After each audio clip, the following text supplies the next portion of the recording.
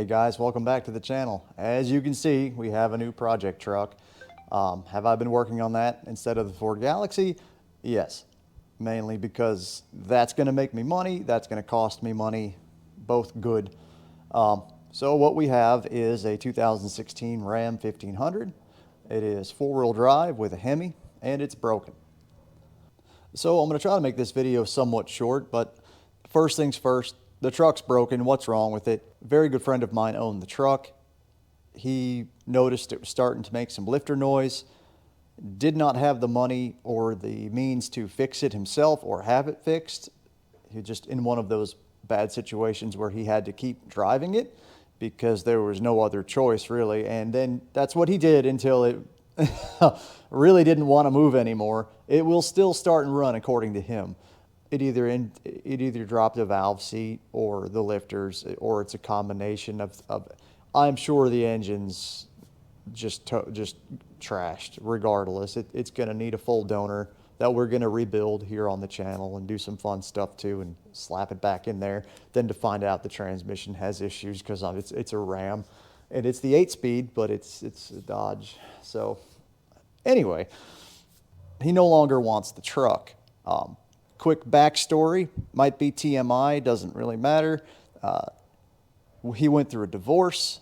The truck was sitting in the driveway with a blown motor, not really a big priority. Title goes missing, key goes missing. The truck's been sitting for like a year and a half.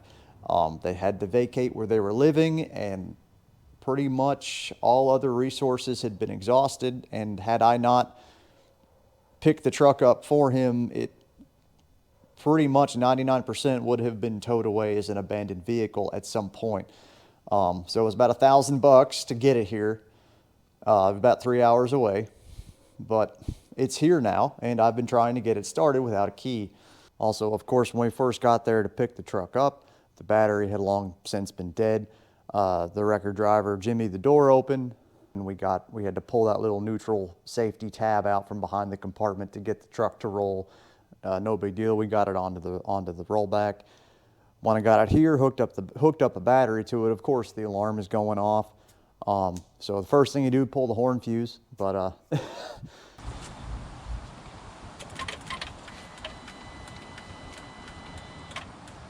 I'm able to get the alarm to time out by having the driver's door open and locking the latch with a screwdriver so it thinks the door's shut, and it'll eventually time out in about 45 seconds or so. So it can either be armed or alarm, not disengaged. I can't seem to get the alarm to go to disengage, to unlock itself. So that's kind of something else I've been fighting, which is part of the immobilizer.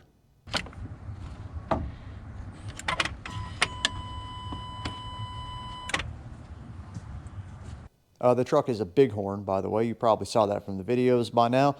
It does not have the push button start. It just has a regular, one of those plastic WIN module keys. It has 4 wires going to the module, and the key, of course, has a transponder and a proximity sensor in it, I'm assuming. So trying to trick the ECM is, I don't like to use the word impossible, but I've been tinkering with it on and off the last couple weekends and days I've had off, and I'm not really getting it. Using conventional methods of bypassing relays in certain circuits, of course, I'm getting the fuel pump to kick on.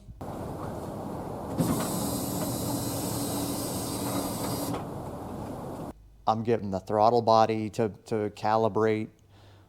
I'm getting the rear windows to work. The door lock works, the door unlock doesn't work, the HVAC works, weird little things like that. But the ECM isn't really entering, like ECU wake up or ECM wake up is what it's called sometimes. It seems to be, I'm at an impasse of it being a software hard wall versus a hardware hard wall. Also, I have a nifty little relay bypass that has a little push button to complete the circuit or open the circuit. So I've been using that on the start relay circuit to actuate the starter. So that's nice to have.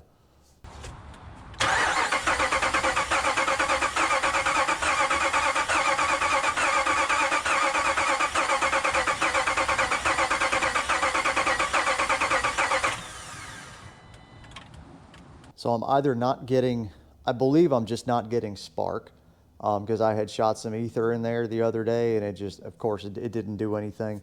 But even though I'm getting power to the ignition module, the coils, the ECM, everything's getting the 12 volts it wants. But as I've mentioned before, it doesn't seem to be getting that wake up signal to where it's actually going to start taking control of the motor. Because I can get it to crank as you've seen, and I'm getting, when you're checking your basic voltages, everything seems like it's fine. But again, like I've already mentioned, this is more of a software lockout than a hardware issue.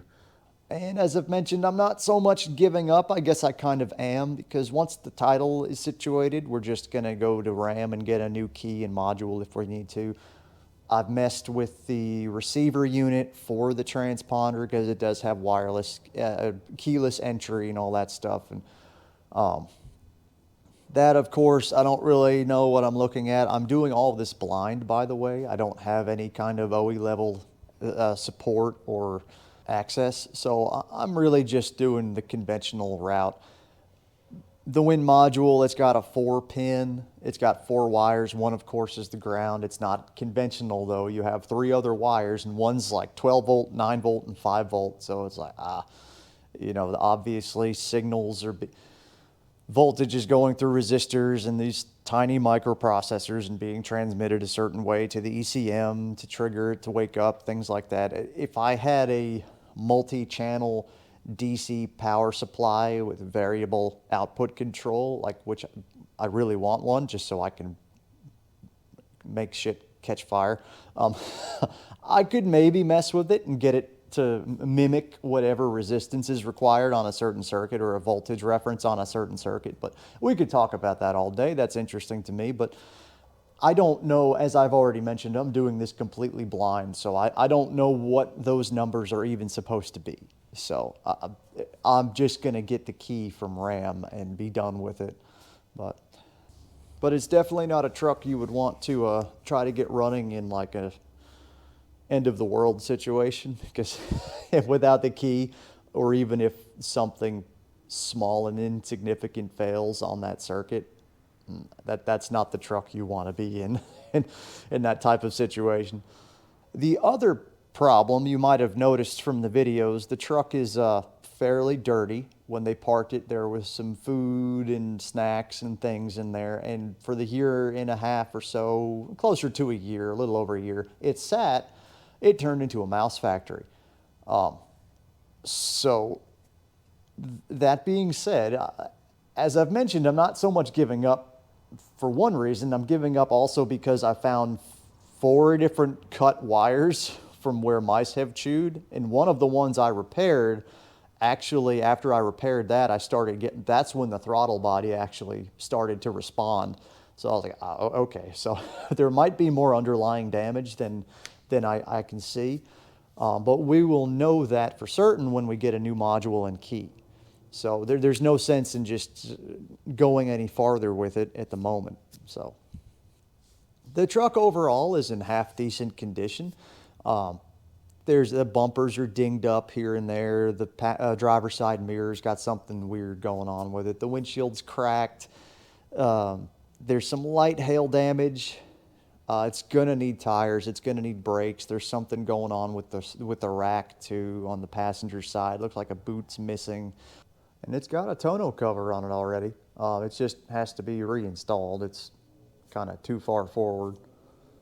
But really, the whole interior has to come out anyway, so I have no problem with tearing everything out as it is. But I would rather it be under the carport. I have one stall left next to the frame for the Galaxy, so that's where it's going to go. But we've just got to get it running first, and then I will start completely gutting it and cleaning everything and checking for wiring issues. But again, we'll make videos in the future. That's likely going to take over most of the content for the channel moving forward. Just because, as I've already mentioned, that's kind of the point of not so much the YouTube channel, but what I like to do is I like to refurbish and fix up cars and flip them. I don't really even like saying the word flip because that's kind of a subjective term due to just quality control. But of course, the last car I picked up to buy and resell, I wound up keeping. So, but other than that, guys, I've been trying to keep this video short, just trying to make an update on what I've been up to. I know it's been like a month since I've uploaded anything. Most of my subscribers are used to that by now. Sorry.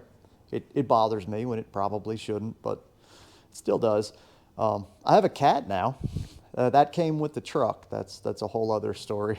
But other than that, guys, I'm going to get back to stripping the paint off of a 65 Ford Galaxy that I'm very, very far behind on. And there's a lot to do. But guys, I will catch you on the next one. Thanks for watching.